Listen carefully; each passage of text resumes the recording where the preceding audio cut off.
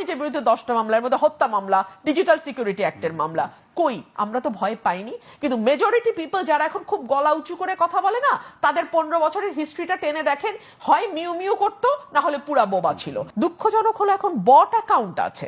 এই বট অ্যাকাউন্টটা, এটা তো একটা এআই জেনারেটেড একটা আইডি, তাদেরকে কিছু কমেন্ট কমনলি দিয়ে দেওয়া হয়, তারা ওই কমেন্টগুলো দেখবেন ভিডিওর নিচে সমানে আসতে থাকবে। নির্বাচন চায় কারণ তারা চাঁদাবাজি করতে চায়, নির্বাচন চায় কারণ তারা ক্ষমতায় যেতে চায়, এই মহিলা তো শেখ হাসিনার সহযোগী, ইত্যাদি ইত্যাদি আমরা গত ইত্যাদি। কয়েকদিনে দেখেছি আপনার দলের শীর্ষ কয়েকজনের ছবি দিয়ে বলা হচ্ছে এরা সব রয়ের এজেন্ট। সব রয়ের এজেন্ট। এবং এখন না একটা খুব মজার বাক্য বের হয়েছে, রয়ের এজেন্ট আর মানে ভারতের দালাল, এইসব অদ্ভুত অদ্ভুত কথা। ফেসিবাদের দোসর।